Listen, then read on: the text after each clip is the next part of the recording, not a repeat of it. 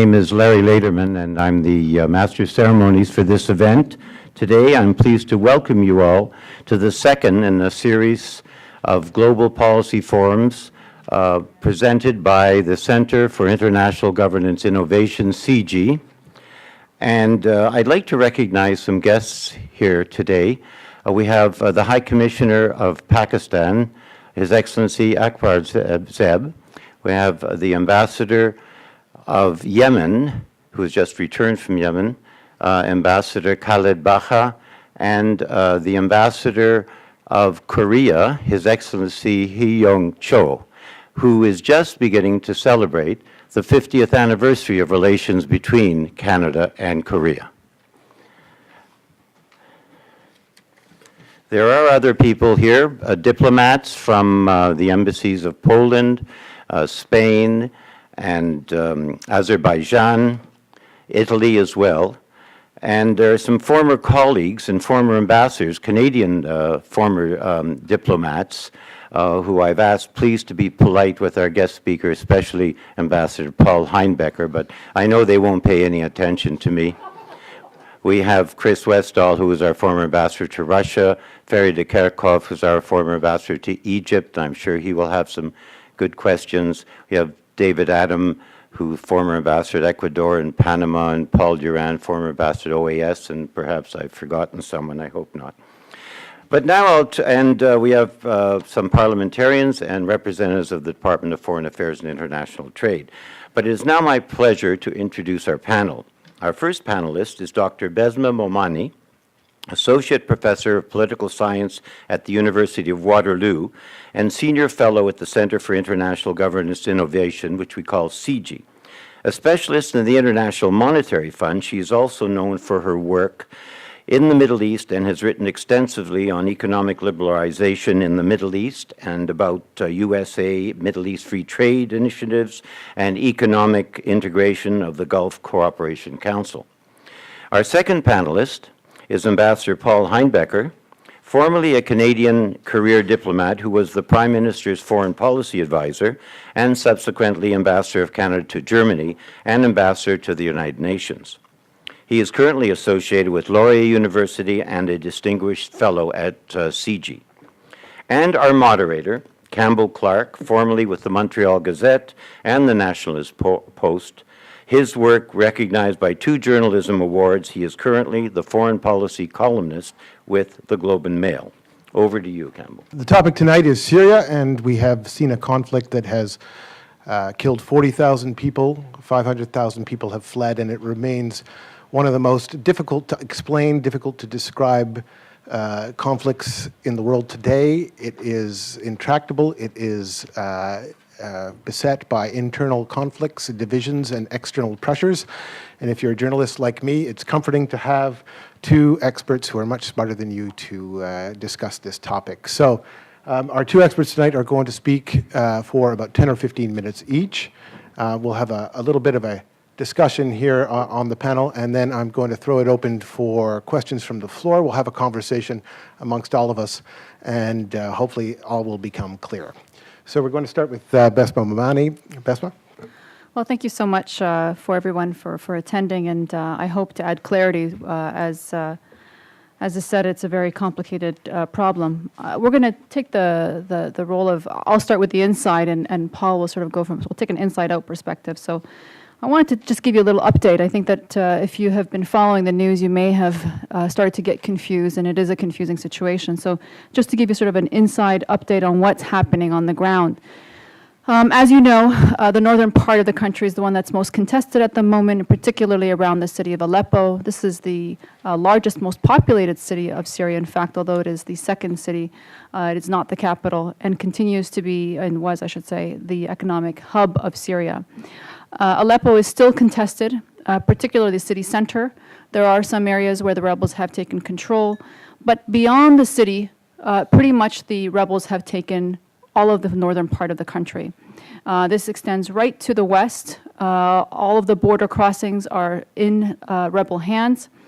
To the northeast, which is a vast desert, we do have rebels that have taken some of the crossings into Turkey, but an interesting development that perhaps Paul will touch on as well. This is an area that is predominantly inhabited by Kurds, a minority in Syria, 20% of the population, that is increasingly becoming more autonomous. So this is going to be a future contested area. In fact, both the Syrian rebels and the Kurdish rebels have chosen not to fight each other, but the day will come, unfortunately, I have to say, where there will be some contest of territory there. The skirmishes are very few, but the Kurdish area, I think, is going to be hotly contested. And we've seen, in fact, a emboldenment of the Kurdish rebels, particularly the PYD, which are backed by the notorious PKK, which is obviously something that's always been the thorn on the side of the Turks. So this is going to come back as an area of great contest in the future. To the west, on the shoreline, we have Latakia. The city of Latakia itself initially started to see some of the rebellions, but very quickly stopped. And that's partly because Latakia itself as a city is primarily Sunni inhabited. However, it's the mountains that surround Latakia that are very much Alawite. And this is, I think, we have not seen a lot of conflict between the Alawites and the Sunnis in that part of the country. But if we see continuous exodus of Alawites from Damascus to Latakia, as I think we are going to as time goes on, there's already a lot of rumblings of that happening, that's going to be a city that's going to be, I think, very much inflamed. We've obviously heard a lot about Homs and Hama in the center of the country.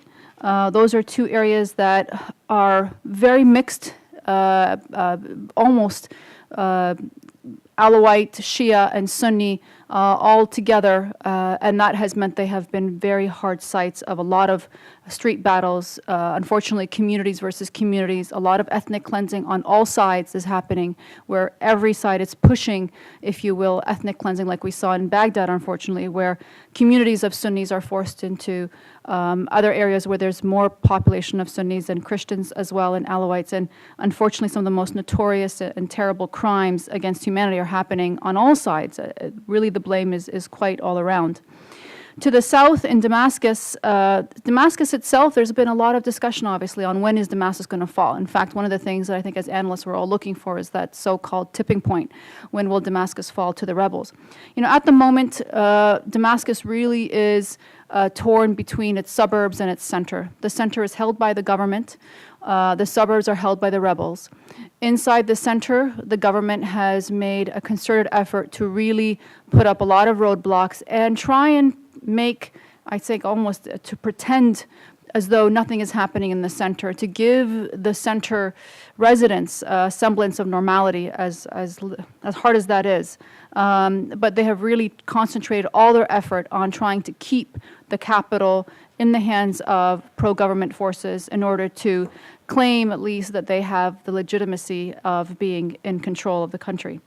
So and that gives you a little picture of, I think, what's being contested.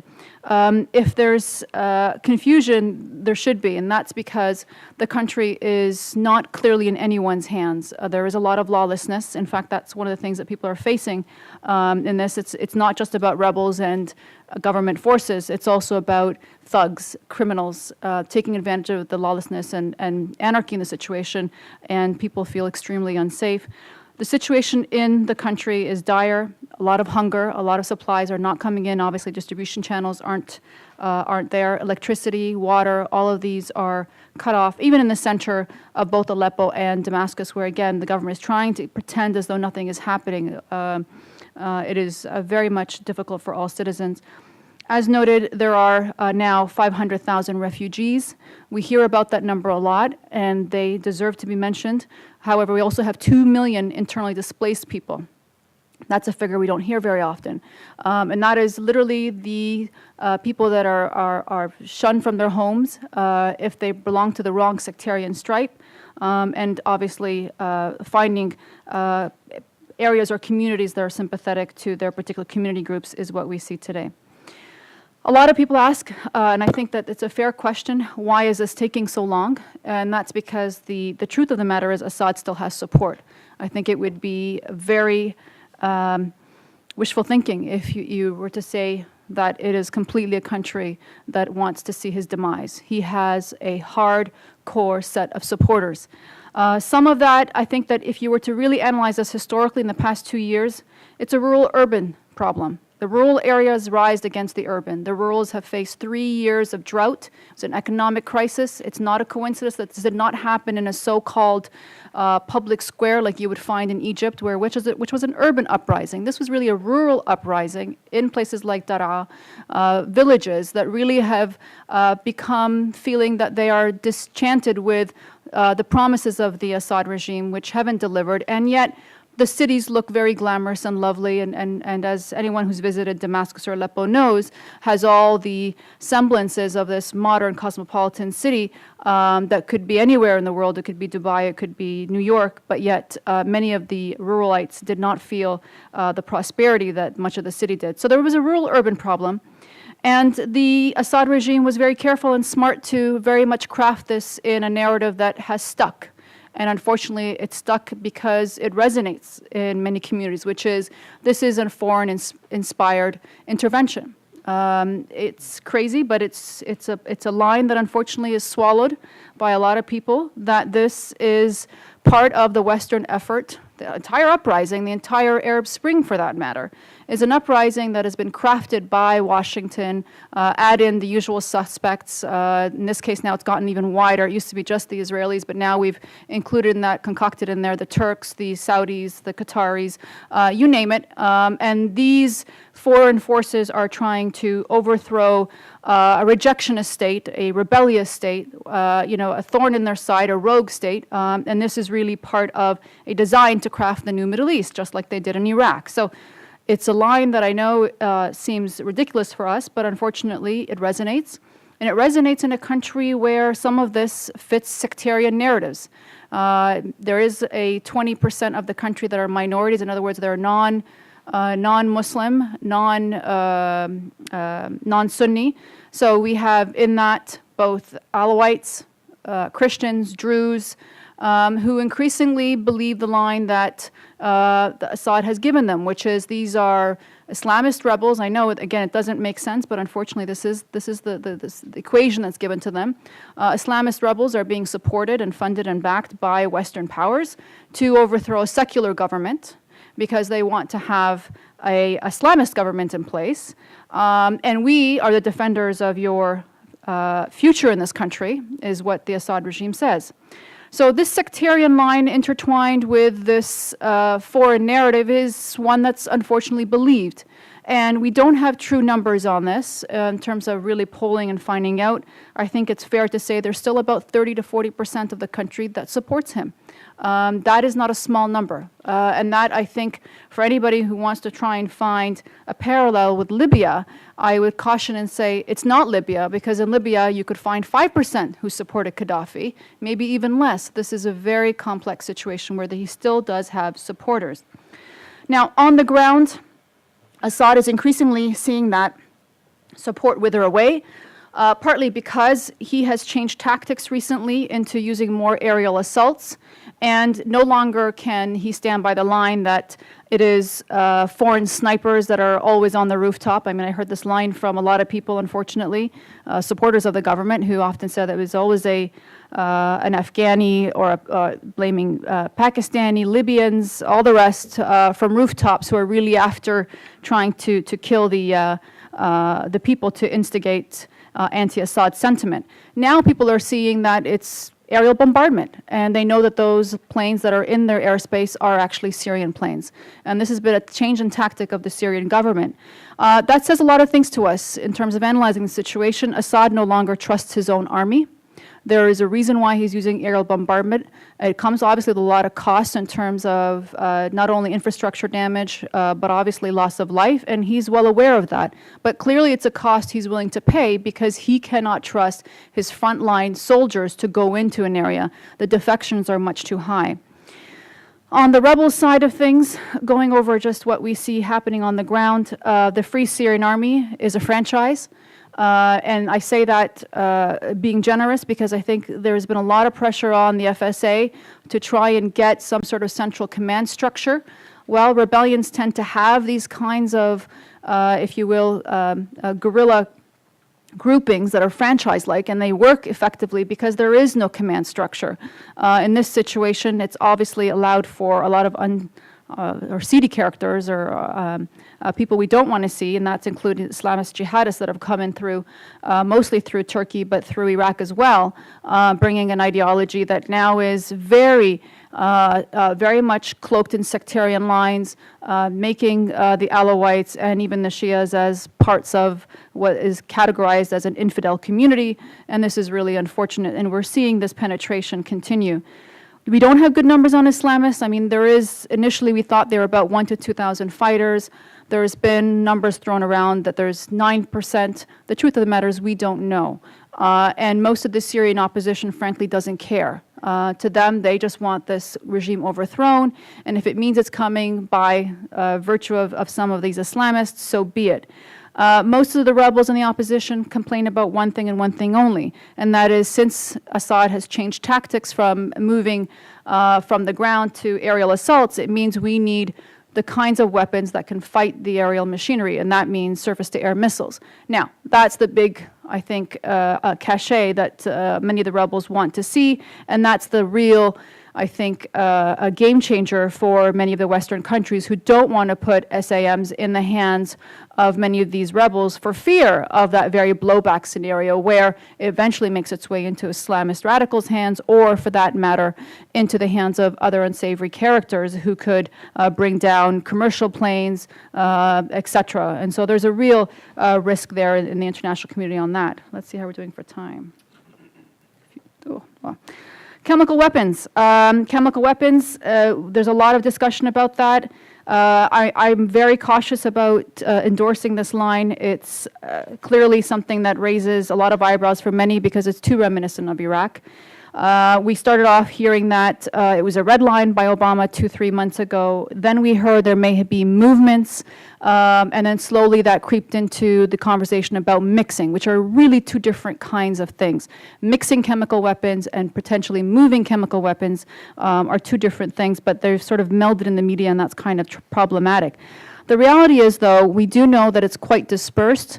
There is a lot of intelligence on the ground that suggests that they're in many different residential neighborhoods. A testament to that, perhaps, is the reason why we saw the Pentagon claiming a leak of 75,000 U.S. troops needed to secure this. And that's really because they are so dispersed in so many communities and towns. The truth of the matter is, there is no good intelligence out of Syria, so we do have to be a little bit careful there. But nevertheless, there are human rights reports just recently pointing out that we did see the government use some gases, incendiary weapons in Daraya.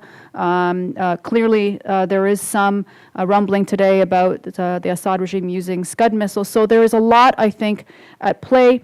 I know we don't have a lot more time, but I just wanted to say that quickly, we're all looking for tipping points. I think every analyst at this point is trying to find when is the moment, when is the moment. I don't think there's anybody that can give you an honest truth. I predicted it 6 months ago, and I will bite my tongue. So we really have to be careful. And I think that the fact of the matter is he still does have support. He really does. And the rebel army, as determined as they are still way outgunned. There is such an imbalance here in force. And we keep waiting, as many analysts have noted, that the helicopters are going to eventually need to be repaired and the parts aren't coming. And the planes, the pilots are running out of determination and they're defecting. But they're not defecting fast enough. And the helicopters are still working just fine. So I don't see the tipping point happening very soon. I will reveal my stripes and say that I hope and wish it would come faster. The post-Assad regime, just final note, the Syrian National Coalition is much better than Syrian National Council. The big problem for Syria post-Assad is reconstruction and development. That country has been destroyed. The infrastructure, the education system, the schools, the hospitals, it is an absolute rebuild effort. And I think all of the international community should be well prepared to recognize that reality. It's very much a reconstruction and development after an immense amount of damage on lives and infrastructure. Thank you. All right, thank you, Besma. Now we'll have, after that overview of the internal situation, let's have Mr. Heinbecker talk about external pressures. I'd like to start off by giving you the case for intervention, and I'll give you the case for not intervening, and talk about what kind of intervention and where some countries stand and what might happen. And I'll do all that in how many minutes am I allowed? 10 or 15. So I'm at, okay, 10 or 15. So why would you intervene in this conflict? And the obvious first answer is out of principle, out of moral principle indeed. What do we stand for? There's these people who are trying to bring down a tyranny using weapons on its own population, and that is killing people in the thousands. And you know, there's 500,000 people who are refugees. 2.5 million who are displaced. So, you know, what actually do we stand for? There's a humanitarian argument that's part of that, you know, responsibility to protect. This is another test case. We protected people in Kosovo, that worked. We protected people in Libya, that's more or less worked, at least for those who were protected. And now we're faced with a case in Syria, and Syria is more difficult, Syria is more complicated, but it's not that much more difficult, and it's not that much more complicated. You have on the, you know, people say, well, you know, Libya was on the Mediterranean. Well, Syria is essentially on the Mediterranean also. You have a NATO ally right next door. You have bases right next door. You have a regime which has been severely weakened. You have the capacity of imposing a no-fly zone pretty readily. Doesn't look like such a big job to me. I know there are American experts who think it'd take a day or two essentially to achieve that goal. So, you know, that's a principled reason. Another reason is to help shape the outcome. How much influence do you expect to have on the new Syrian government whenever it comes if you haven't had any skin in the game, if you haven't contributed anything to the outcome? It's not enough to promise that down the road we will give you aid if you win. They need aid now, and they want support now, and they would take, some of them at least, would take assistance now. So if you want to have an influence on the outcome, now is the time to be exercising your capacity, not later.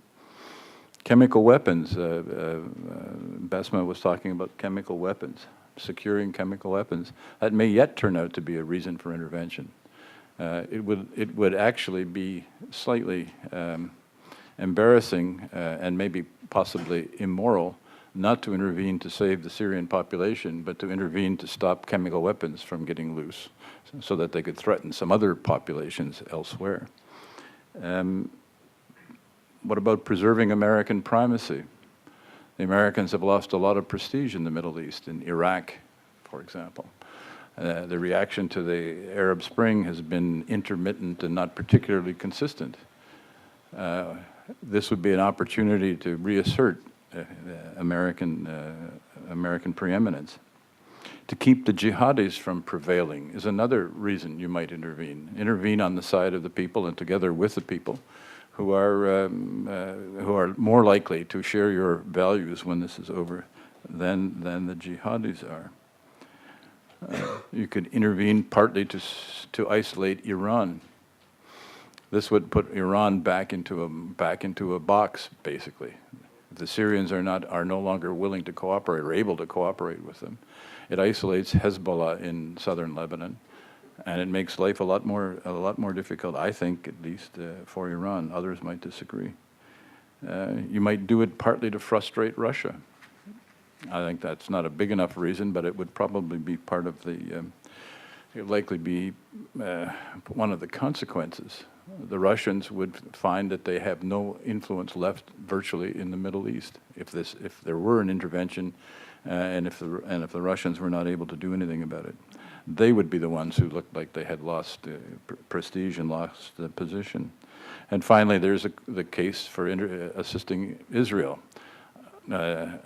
a government, what we don't know what's coming out of this intervention or this uprising. We don't know what sort of government it's going to be.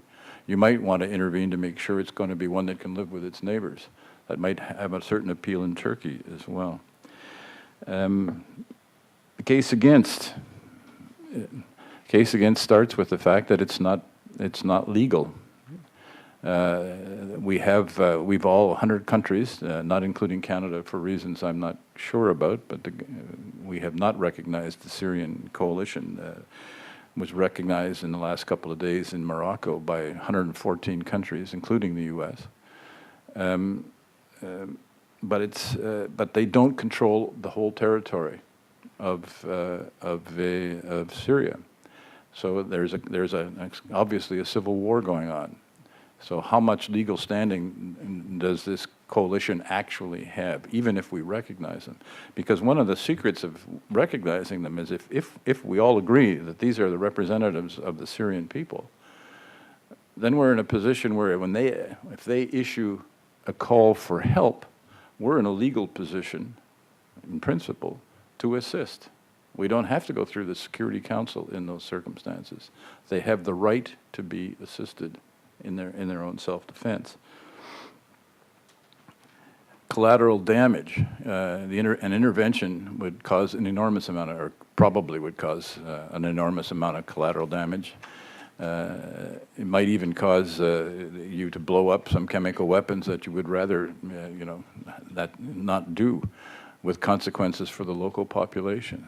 So you'd have to be careful about that. You may find out, if you intervene, that you're blockading the Russians. You may find it's necessary to keep the Russians from supplying Syria. That's a very dangerous business, and not one that should be taken on lightly. You might actually find yourself killing Russian advisors in such an intervention. And how will Russia react to that? And the consequences of winning are not calculable either. Can you really control what's going to happen afterwards? Are you really, how does Libya look to you today? I was in favor, still in favor. I still think we did the right thing in Libya. But there's no doubt that there were weapons spilled all over the place, that there are factions that are still fighting, and that we don't know for sure how it's going to turn out. Well, you would get that in spades in Syria. And if it's done right, it might be too expensive. What about the fiscal cliff? What about the enormous cuts in American defense spending that are coming?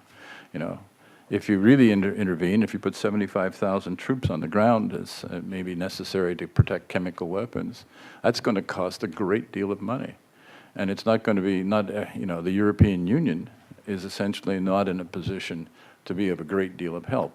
They're even more broke than the Americans are, and they're certainly more divided. And even the difficulty of getting the Patriot missiles into Turkey wasn't all that difficult, but there was some difficulty with that, is an indication that there's not much appetite in Europe to get involved. Then you get the political motivation in Washington. Barack Obama doesn't seem to have a lot of appetite for getting involved in Syria. He's had plenty of opportunity. He was described on U.S. television on the weekend by James Baker as doing exactly the right thing. There is in the Republican Party not likely to be a lot of support, surprisingly perhaps, for an intervention, and there's not much interest in it on the Democratic side. And then there's the view that even if you intervene, that the situation is going to get worse before it gets worse. That you may not be able to intervene successfully. Even if you do intervene, it might turn into a mess. And so there's a lot of hesitation, not surprisingly, among policymakers. What kind of intervention? The easiest thing to do is to supply more weapons. But as Besma said, surface-to-air missiles. I spent years after the Afghanistan intervention, when NATO and the West supplied the Taliban against the Russians, we spent years and years trying to get back those surface-to-air missiles. I can't tell you how many communiques, G8 communiques, in which there was always a paragraph about the importance of getting back the surface-to-air missiles. And other kinds of anti-tank and the like weapons. Another kind of intervention would be a no-fly zone. That's the step up, and that could be done relatively easily, with American, especially with American leadership, and if the Americans would then hand it off as they did in Syria to NATO countries, and others, the Saudis and the Qataris and so on, and the Turks. You could even do partial no-fly zone sort of along the Turkish border with Patriot missiles. You could create a circumstance in which nothing would be safe to fly. Pilots wouldn't really want, you wouldn't get a lot of volunteers for those flights. Training, you could create training camps in the occupied areas of Syria, where you would train Syrian fighters. You could intervene to seize chemical weapons. That would be a big issue. One of the unspoken, not quite unspoken, but not very loudly spoken about possibilities is that the Turks would intervene. I'll come back to why I don't think that's very likely, but there are lots of people around who are willing to hold the Turks' coats. If you want to intervene, go ahead and we'll be right behind you, quite a bit behind you, in fact. So where do others stand? Well, what about Turkey? Turkey began this current chapter in foreign policy as seeking, and it seems like so long ago now, zero problems with its neighbors. And its neighbors keep blowing up, and it's so hard. I'm very sympathetic to Turkey. I should declare my wife is Turkish, so I follow this situation pretty carefully. But things have not turned out the way people want. Turkey is looking at a very difficult situation. Turkish ambassador is here, so I'm going to be very careful and hope I don't say anything that will provoke him. I don't think I will. If you think about the situation, you have I don't know how many thousand refugees have come over the border from Syria. They're coming into an area, if I understand correctly, which is where the Alawites live in Turkey. So you have the Sunni refugees fleeing into Alawite-held Turkish areas after just having fought and killed Alawite cousins across the border. That's very hard on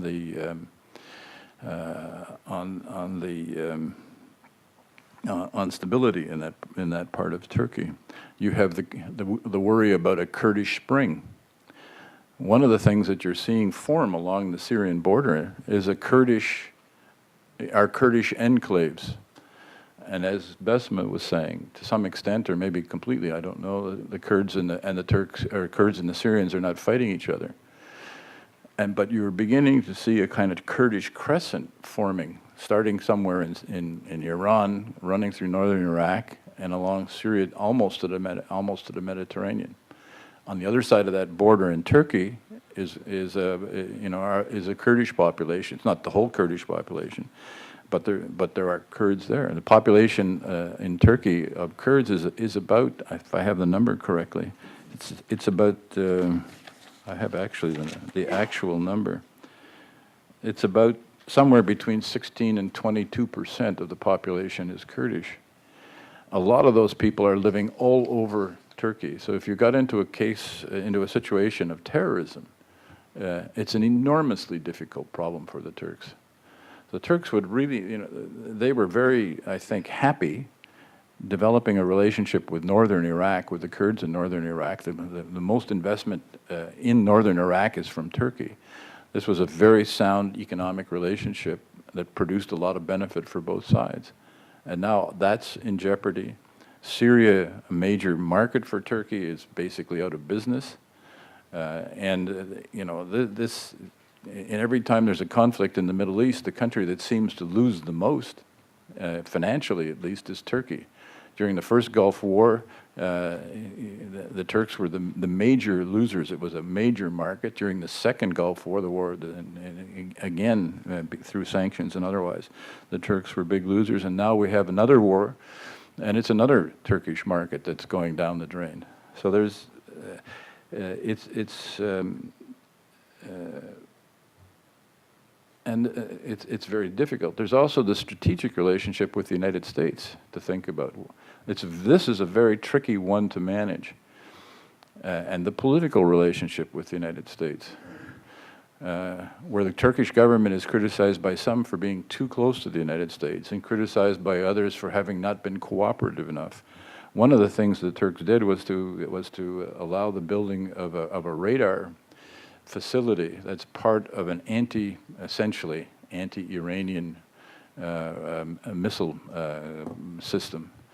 And that was something that was very much wanted by the United States. So strategically, the Turks have sort of covered that flank. But then there's Israel and the Israelis and the way they handled the Mavi Marmara and the killing of 9 Turkish activists on those boats, and the unwillingness of Israel to apologize even for that. And the treatment by the foreign minister of Israel of the Turkish ambassador, which was outrageous. So so that's a complication. If you look at Israel, Israel is pretty much like the status quo. Assad was predictable. The father was predictable. The situation was calm. There were no provocations. There was no peace, but there was no actual fighting. Now it's beginning to spill over into the Golan Heights, and who knows what's going to happen. And as for the Golan Heights, what if there is an agreement? What if there is ultimately a solution? Then the Golan Heights go back to Syria, presumably. And is that going to be easy for the Israelis to accept? What happens for Israel if Syria is atomized? If you end up, are we running out of time? You're beginning to give me the fisheye there. What happens if Syria is atomized? Is that good for Israel or is that bad for Israel? How many jihadi groups might use Syria as a platform? Iran is another issue. Russia is an issue. China to some extent. So I'll leave it at that, and we'll do the rest of this information in question period. Thanks. Well, thank you very much for both of those exposés. I think we saw that while there are complexities from inside the country and out, there are certain elements that are a mirror image. We see within Syria a divided society. There still is support for Bashar al-Assad, but there's rebel forces that are, as you called them, franchised, split amongst themselves. There's Islamist forces that create distrust from the external situation, and in terms of intervention, there may be moral arguments, there may be interest arguments, but there's also the compelling question of what do you leave behind? Does it get worse before it gets worse, I think is the way you put it. So let's turn to the question of what the international community is trying to do through diplomacy just for a moment. Let's talk about the news, because this week we saw 2 things happen, well, primarily from Washington, but from 100 countries around the world also recognized the Syrian coalition with the cumbersome name. I think it's the Syrian National Coalition for Revolutionary and Opposition Forces, which I think will probably collapse under the weight of its own name, if nothing else. And we also saw the Washington declare the Al-Nusra Front, the Islamist faction, a terrorist organization. So there's more than just recognition going on here. What are they trying to shape there, and does it have any kind of impact? Does it have the kind of impact it would have in Libya? That's for you, yes. Well,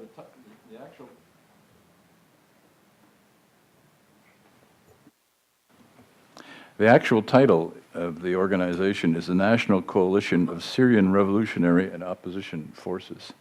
So I agree that it's Nksurkop. It's not going to work, I don't think, in English anyway. Well, clearly, as I was saying, if the biggest problem the international community's had in responding has been responding to what? Responding to whom? Who are these people? Who's included? Who's not included? How likely is it to be that they're going to be the government in the end? In lots of these conflicts, and Syria is certainly one of them, the biggest oppositions tend to live in London and Paris, and would like to come back and be swept back into power once the people on the ground have done all of the hard work. I don't think that's very likely to happen. So what the international community has been trying to do one way or another is to unite the opposition, to get them united, and that's what the recognition is. At the same time, they're not, the more we find out about the Syrian opposition, the more we're going to realize that some of them don't like us.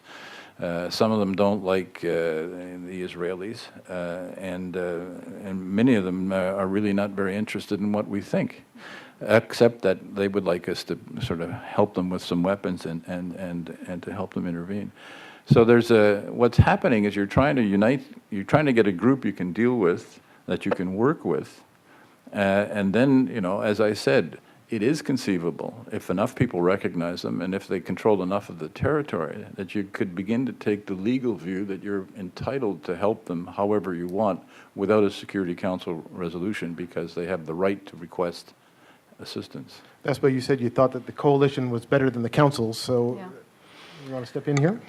I think it's better, but I'll be provocative and say that, frankly, these are just hoops that and they're both SNCs that were made to really jump through, because the Americans and most of the West just don't want to intervene. Asking the coalition to broaden and to be more inclusive, I think that it was really, frankly, just making them run around. And it's been really unfortunate. The truth of the matter is, and I think Paul alluded to this before, there's fiscal austerity in Europe, there's fiscal austerity in the United States. Nobody has the money, nobody cares, everybody's tired of hearing about the Arab Spring. The truth of the matter is, Libya took too long. Everybody said, oh, it'll be done, a few months. Well, that was 9 months with a lot of effort, a lot of money. And I think if flat, barren Libya was difficult to control, of 7 million people, can you imagine 22 million with, the sectarian divisions that are in Syria that doesn't exist in Libya, and add to that the friends that Syria has, and add to that the topography, the very topography of Syria is not easy to control like a flat desert of Libya. So I think that there are just so many reasons that, and just to throw another point here, that Pentagon leak of 75,000 troops, that was really put out there to basically scare the you-know-what out of the administration. And it was, I think, wise people in the Pentagon who wanted the people to know in the White House and in the State Department, don't even think about it. Which is to say, we don't have 75,000 troops. They don't, that can be deployed easily. Afghanistan is about to wrap up, maybe. Iraq, they just got home. There is no interest in intervening. And I think that's the truth of the matter. And so this has been a diversion. Asking the SNC to jump through these hoops has frankly been a diversion that we all have to admit. None of us want to intervene, and that's fine. And I don't think that many of the rebels and the Syrians really want to see boots on the ground. I think we have to be clear about that. They do want the weapons. They want the weapons. And that's not coming. That's not forthcoming for all the legitimate reasons that I think Paul mentioned with the case of Afghanistan. But I think that's sort of the truth of the matter. So is there a lesser tipping point here, a tipping point for something lesser? Safe zones inside the border areas. Are these realistic ideas? Can you do them simply with Patriot missiles in a day? Yeah, I don't think they want boots on the. I don't think they want boots on the ground, but they wouldn't mind missiles in the air, Yep. and aircraft in the air. They wouldn't mind having the Syrian Air Force destroyed. So I'm not, so I think that there's that. There's always been the prospect of safe havens, but you can't have safe havens without suppressing the Syrian defenses. You can't have safe havens in Syria,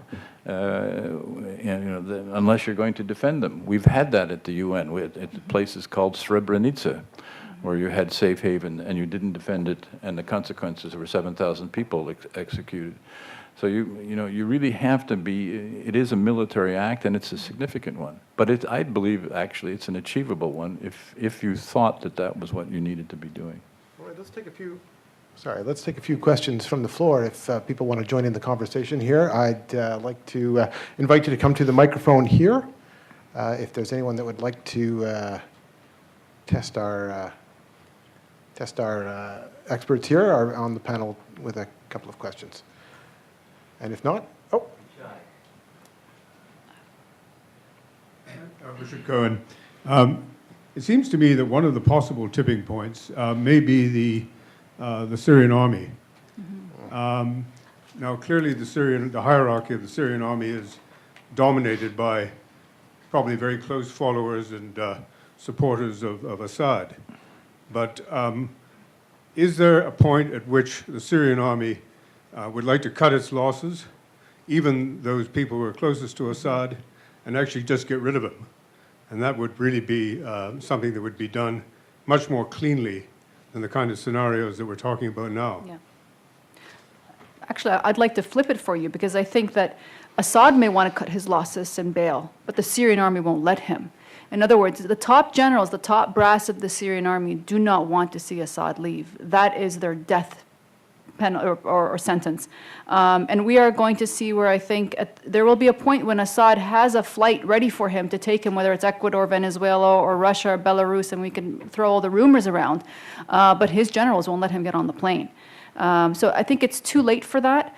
The merchant class has abandoned him very thoroughly. They continue to, so he's lost that base of support.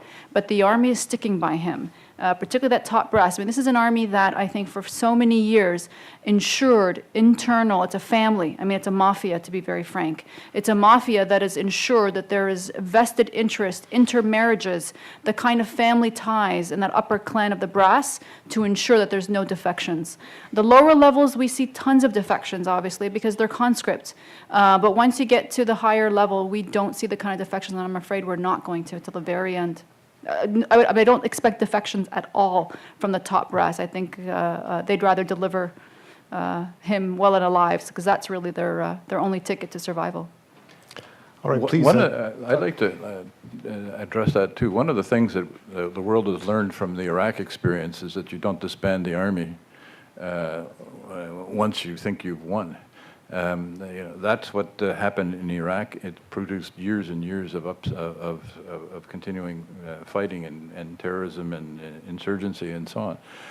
And it is the case that, I understand it's the case, that the Americans and others are urging that this message be made very clear in Syria, that, not necessarily the top rank, but that everybody else will be safe. We do not want to disband the military. We don't want to disband the public service. We don't think you, the Syrian coalition, should want to do that, and that's the way you're going to preserve some semblance of a state, and you won't have to be starting from zero.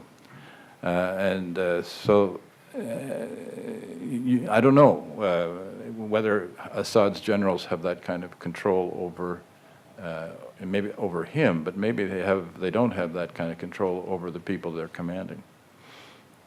All right, but did anyone else like to come to the microphone here, please? Thank you. If you could please identify yourself. Yeah, I'm Tuncay Babalı. I'm the new ambassador in town from Turkey. But let me remind you, I haven't presented my credentials yet. I'm going to do it tomorrow, so I may deny whatever I will say today. But there was lots of talk came in about my country and the situation in Syria, so I compelled to come and say a few words about it. I basically agree with Ambassador Heinbecker's lines, but let me say just a couple of things. That its situation is getting worse, and before getting worse. And as of now, there are temporarily who are seeking refuge in Turkey. There are 7, if I'm not mistaken, 7 different camps in Turkey now. There are 168,000 people in the camps, and they are not only living in the tents that you would expect, but Turkey did at most. Actually, recently UN Secretary General was there and checking and thanking Turkey actually for doing such a great job in terms of having those people. And in addition to that number, you should put another 60 to 80,000. We don't know exact figure because we have relative relations between two countries, because border is the longest one that Turkey has with its neighbors, 900 kilometers, and there's no mountains in between. So there are literally towns are divided by the border actually. And because of shellings, we lost 5 of civilians, 1 mother and 4 child recently. And the case is really moral here. And the United Nations Security Council couldn't act because of the opposition from China, but mainly from Russia. Turkey is doing at most to convince actually the Russians actually to do something, because they consider Assad regime is the closest ally in the Middle East. And Vladimir Putin was in Turkey last week, I'm sorry, and we had a fruitful discussion. You know, I think there can be some room for maneuver there. But for the case that is moral, you know, we lived a Gaza situation. I don't know how many days it took, maybe 5 days, I think, and 140 people died. But when you consider that this is the minimum amount that every day people is dying, that number, and you can multiply it. And within 5 days, everybody rushed in, and they brokered a deal in Gaza situation. So international community can do something. I realize that the case for intervention is weak, but before making a case for intervention, there are lots of things that can be done. You all mentioned that, you know, Doha meeting was very critical before Morocco meeting with the opposition, where France, Italy, and United Kingdom, together with Turkey, recognized this long-name council actually as a sole legitimate representative of Syrian people. And the Morocco was very important. I think after the elections now passed in the United States, there can be a lot, some more things that can be done, but we are taking the burden. As again, Ambassador mentioned, we had a $5 to $6 billion trade annually with Syria. Now it's nothing. So consider that this is the southeastern part of Turkey, the poorest part of my country, and there's a terrorism problem. It complicates the issue there. No one mentioned about the KRG's role here, the Kurdish so-called enclaves or Kurdish inhabited parts of northern Syria. These people treated badly. They didn't have any IDs at all, no recognition of their citizenship by the Syrian regime. So Turkey was always sympathetic, but Turkey will not allow anything similar to, you know, that PKK-controlled areas, that PYD came into picture here, and the KRG's role, Mr. Barzani's role is critical here, because he already invited those all opposition groups within Syria, the Kurdish opposition groups, and he started to train them, you know, thousands of them being trained by the KRG, which might be a complicated issue in the future. And this has to be handled very carefully. So let me stop here, and I just wanted to raise all these issues to add for the discussion here. Thank you. All right, now, is there anyone else that'd like to come and pose a question here? What about that issue of whether there is ways to create sort of a base for these rebels the way there was in Libya? Is that still a viable thing, you think? Well, they haven't been, there are some areas they control and a lot of areas they don't control. And a lot of it continues to be disputed. So that will only be possible, and Besma can correct me if I'm wrong, but that'll only be possible when there's a kind of assured control. There is a kind of line developing that runs from Damascus to Latakia, north of which the government doesn't have control, south of which it has more control. But I'm not sure it's got enough control to have to make those military bases. And the Turks might wonder what those bases are, you know, it's one thing for them to be focused on the Syrians. It's another thing for them to turn around and come in the other direction. All right, our next question. Thank you, David Malone. One question. The concept of a no-fly zone keeps creeping in, but no-fly zones take different forms. The Israelis created a no-fly zone in Egypt simply by destroying the Air Force in '67, but there are other ways of doing it. You might warn Syria that if anything flies, it won't be a long flight. And I was wondering whether these ideas have been developed at all, or whether, in effect, it's just cheap talk. I don't know. Besma, you can have a shot at this too. I don't know.